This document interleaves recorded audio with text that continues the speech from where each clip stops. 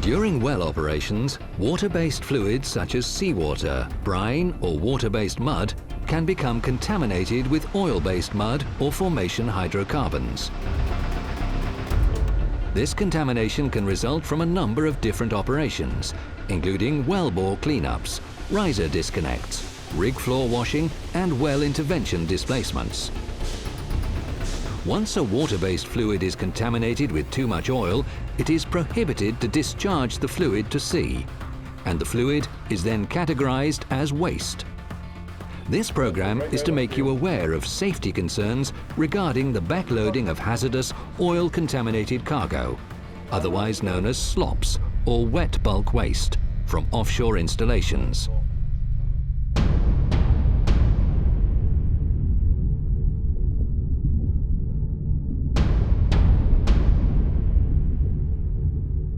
Although industry guidelines for the carriage of oil-contaminated cargo by marine vessels have been published for a number of years, a persistent number of incidents with the potential to cause fatalities are still occurring. We would therefore like to introduce or reintroduce you to the Guidelines for Offshore Marine Operations, which provides guidance on eliminating or reducing hazards. This program has been developed for all people involved with the storage, handling and transportation of wet bulk waste, including personnel from offshore installations, supply vessels and onshore logistics.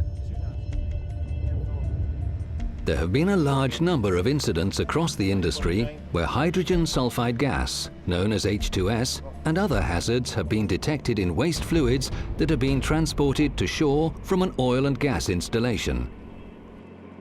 These incidents have had variable impact, from minor delay to fatalities, and are still occurring. It's clear that we need to take action.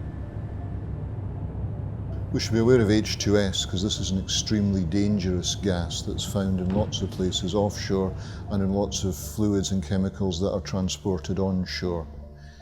Therefore, it's very important that policies and procedures are followed at all times to prevent release of this gas. In very low concentrations, it has a very distinctive rotten egg smell, but as the concentration of the gas goes up, it numbs your sense of smell. And it will only take the equivalent of one asthma inhaler puff into something the size of an oil barrel to numb your sense of smell, so you don't realise the gas is there. It can very quickly lead to unconsciousness and death. Therefore, it's very important that you consider the risk of H2S at all times.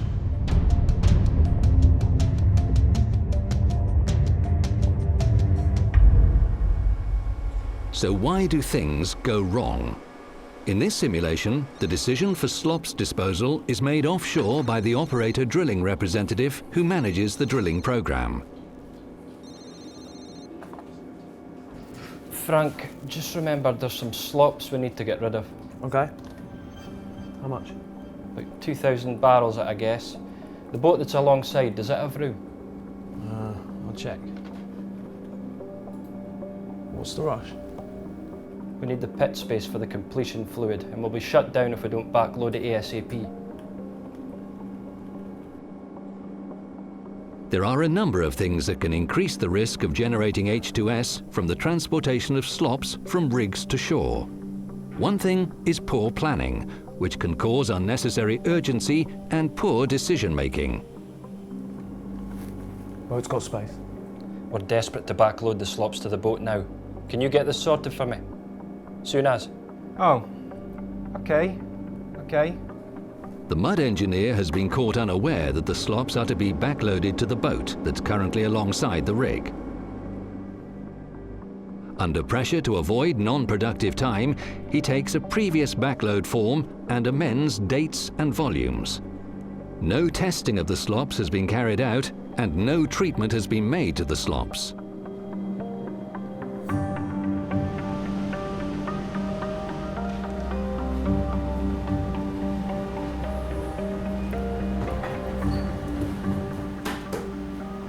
Oh, is that another one of those backload forms? Yeah. How much slops we got this time?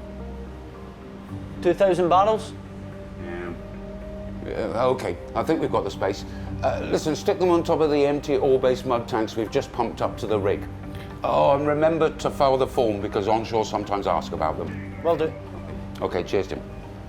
The vessel master hasn't checked the backload analysis form. He doesn't know if the waste is safe for transit and whether the required treatments have been undertaken.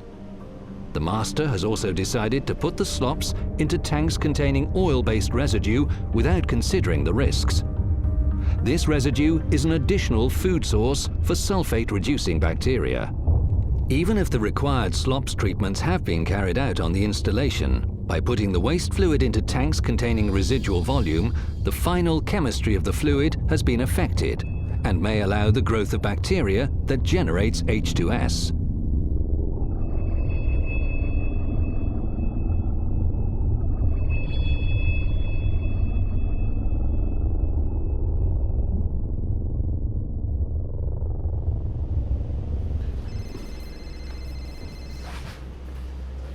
Jim, tell the rig we're ready when they are. The slops have not been treated with biocide and therefore will contain bacteria. Once this bacteria finds a food source, in this case oily residue, the risk of H2S generation increases significantly. Once generated, it should be noted that the gas can enter the ship's accommodation through intake fans. As stated in the industry guidelines, the slops should be removed from the supply vessel as a priority at the first port of call. Vessel's in port. Offloading as we speak. We'll need to get back here as soon as possible, otherwise we'll have to shut down. What about the slops? It's only dirty water. We need to get the generator offshore now, so finish clearing the deck and send the vessel back out. We can get the slops unloaded in a few days' time.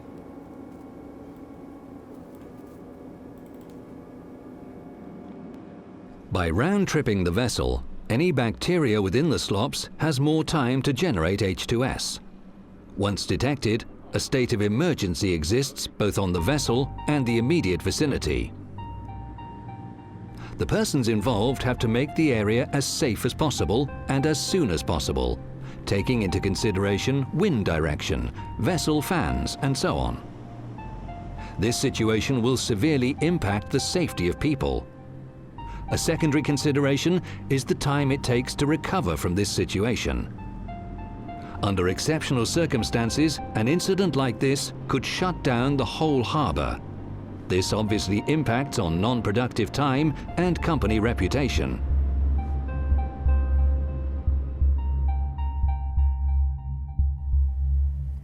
I'm John, and I want to tell you about my experience.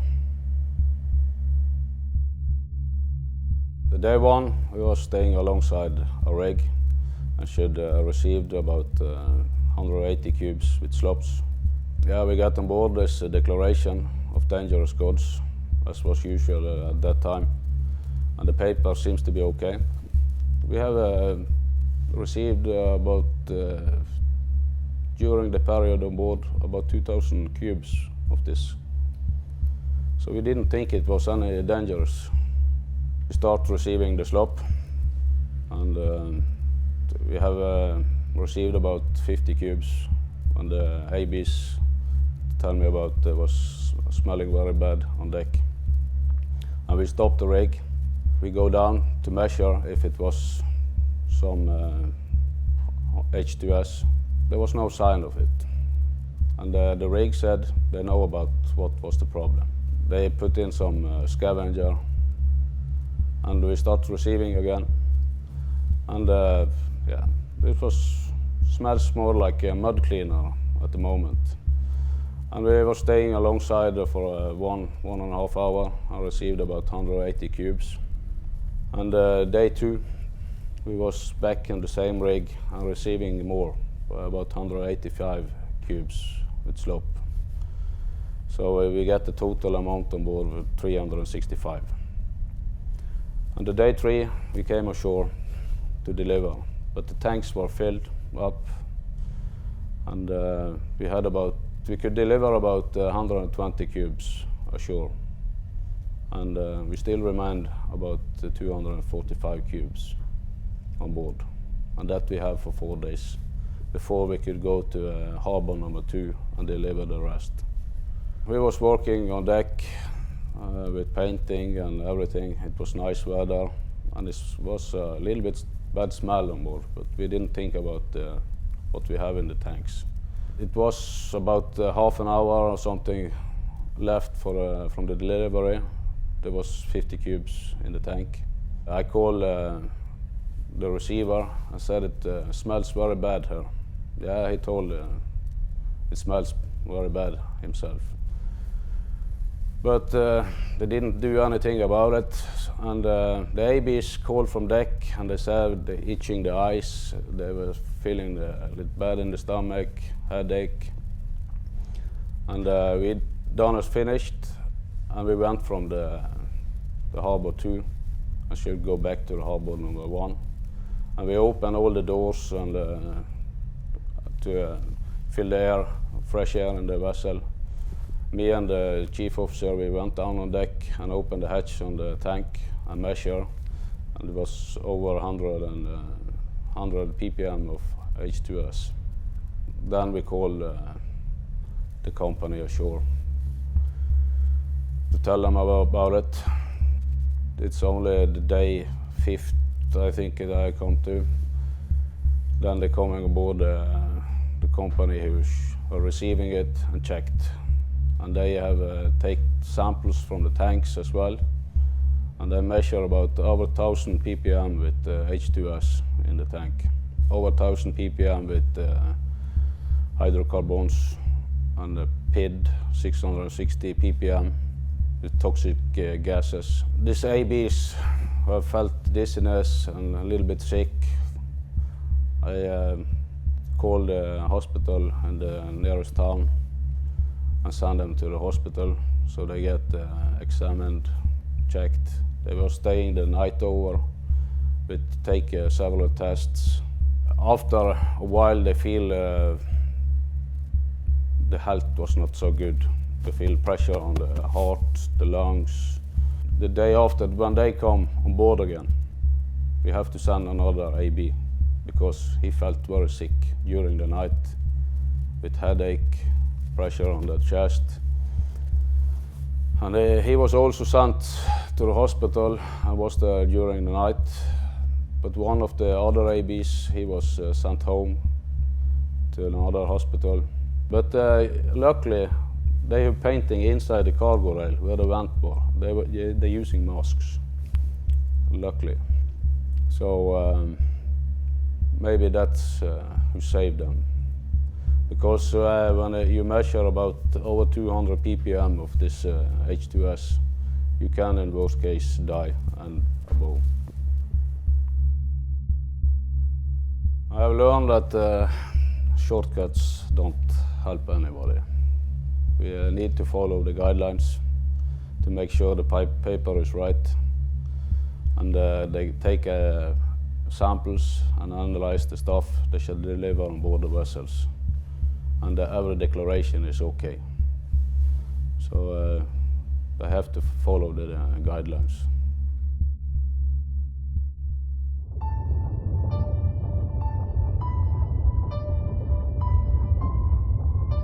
This organizational flowchart provides a visual structure for each stage of the process and who is responsible and accountable. The decision for slops disposal is made offshore by the operator drilling rep who manages the drilling program. Frank, I'm going to need a vessel in 2 days' time for offloading slops. Okay. How many barrels do you want to offload? Well, we've got 500 barrels from mud pit cleaning, plus 100 barrels from the rainwater tank, and we'll need another 1,000 barrels for the wellbore cleanup we're about to start. So make sure there's space for 2,000 barrels, just in case there's a bit extra. It's important for the offshore logistics coordinators to provide as much notice as possible for the onshore logistics team to allocate a vessel with appropriate tank space, as there are many aspects to vessel operations, including tank cleaning, crew changes, other cargo requirements, notification to waste disposal company, etc. Once the planning has been completed, a vessel is allocated and an estimated arrival date confirmed to the rig. This is then discussed with the vessel master, who checks the plan for vessel stability and other issues. Onshore, the logistics rep contacts the vessel master regarding the cargo manifests and sailing plan. He also cross-checks the slops analysis form. The vessel's due here in 10 hours. Make sure the slops analysis and treatment's carried out so we can sign off and send the paperwork to the master. Okay then? Yep, okay. Perfect then, I'll do it right now. Thanks. The final sampling and analysis should be completed in a timely fashion ahead of the slops being backloaded to the vessel to ensure the results are representative. Sampling must be carried out in accordance with the carriage of oil-contaminated cargoes for transportation by offshore supply vessels, found within the GOMO industry guidelines. It's mandatory to treat all slops with biocide and to raise the pH to between 9.5 and 10.5 to avoid the generation of H2S.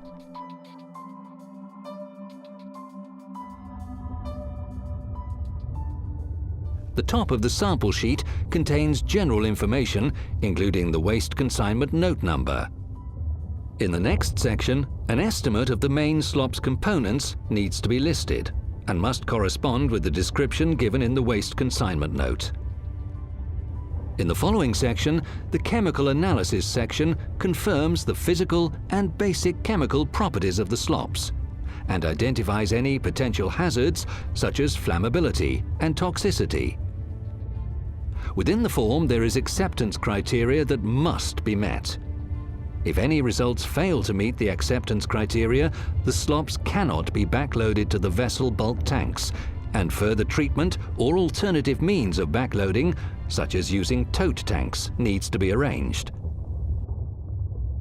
The conclusion section should be used to note any unusual components or general comments.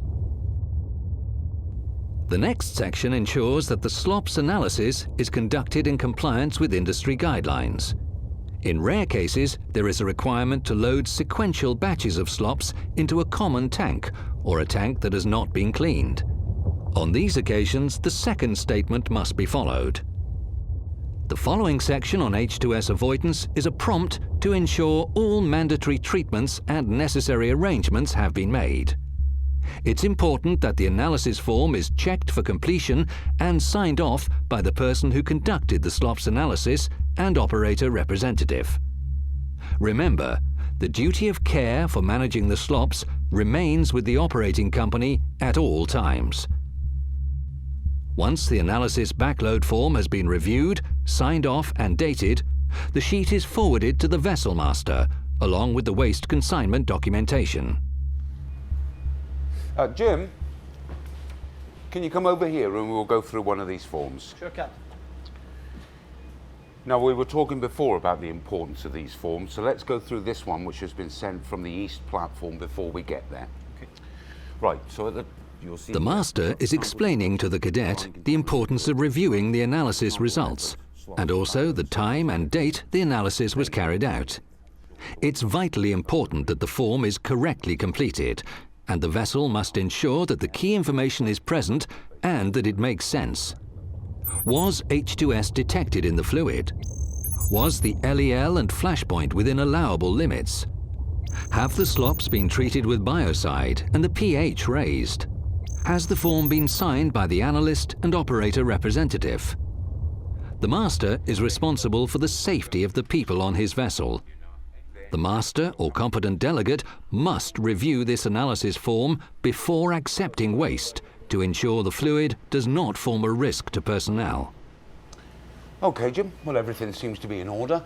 Now, where are we going to put these 2,000 barrels of slops? Tanks 1 and 2? Well, tank 2 has mud residue in it, so we can't backload it to there. We've got to think of the ballasting. So we'll put half port and half starboard. Okay, I think tanks 1s and 4s are clean. Do you agree? Yeah. Okay, well, we'll sign that off and then we'll get the backloading underway. Okay, well, come here and I'll show you how we fill this in then. So you put your tank numbers down there. Once happy with the form, the vessel contacts the rig to confirm they're ready to receive the slops. Onshore logistics must manage all cargo requirements as efficiently as possible. He or she must contact the waste handling company to confirm the quantity of waste, confirm availability of space, and subsequent vessel tank cleaning. It goes without saying that the waste handling company requires as much notice as possible. It's imperative that a check is made on the tank gases to ensure they are non-hazardous, to protect the people who will be handling the slops. The slops have now been deemed safe and are transferred to shore for disposal. Once all the waste has been offloaded, the tanks are cleaned. This operation is risk assessed, and part of the assessment is the makeup of the slops residue. There are always time pressures at this stage, but by round-tripping slops we can significantly increase the risk of H2S generation. If round-tripping cannot be avoided, then a risk assessment must be carried out. This risk assessment must include a competent operator representative. A review of the rig's backload form and further analysis is carried out to ensure that the slop's volume and pH have not changed. Any change must be understood, as it could be an indication of bacterial activity or a change in the composition of the slops. The increased risk of H2S generation must be managed. The outcome could be that the slops cannot be round-tripped. If there is any doubt, the slops must be offloaded before the vessel sails. The aim of this program is to raise awareness of good practice and share learning, thereby preventing future incidents.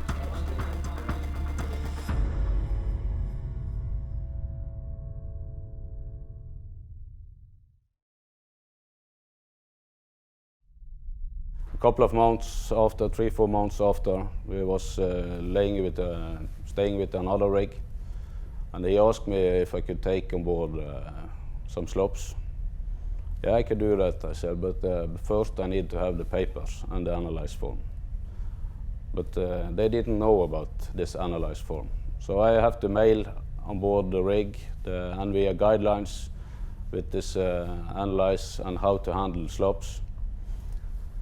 And they print out and write down something and send it on board. I said, it's not good. You have to take analyze and make sure it's not contains any H2S or other toxic gases. And he said, okay. And they get the papers set to the rig again. And I said, I can take it on board, but only if you have make it ready on shore. They can receive it. It was only 4 hours into the shore from that rig. But we disconnected the hose and we were waiting because we was a storage vessel at that time. And we were staying outside the 500-meter zone, and they're coming another vessel. And the rig asked him to take, can you take this slop we had on board? Yeah, it's no problem. And they connected the hose, and I listened to the UHF and the VHF. And he only asked on the bridge to the deckhands, is the paper come on board? Yes, they said. And yes, start deliver. And they're receiving. And he went from there. He didn't ask about anything else. So I felt at that time I was the bad man who didn't cooperate or anything. And it's sometimes like this still. We have to take this more serious, and the same has the rig. They have to take this more serious, because we have learned that several rigs, they don't know the seriousness of this thing yet. We still explain the rigs what they should do in some places. And now these days we measure the tanks before we deliver it to shore and everything. And we also need this analyze form from the NVIA guidelines, and it should be filled out in the right way. If it's not filled out, we return it on board to the rig and denied to receive anything. The procedure now, they have to call it in and say they have about 120 cubes, for example, and they have to make sure there is space on the tanks ashore to the waste receiver. And then they have to take samples from the slop and analyze it with measuring if it's toxic gases or something. And then they have to write it down in an analyzed form. And when we get the paper on board, we check the paper if it's okay and everything is filled out and it's signed by the producer. When we have checked the paper, we take down the hose and receive it if everything is okay.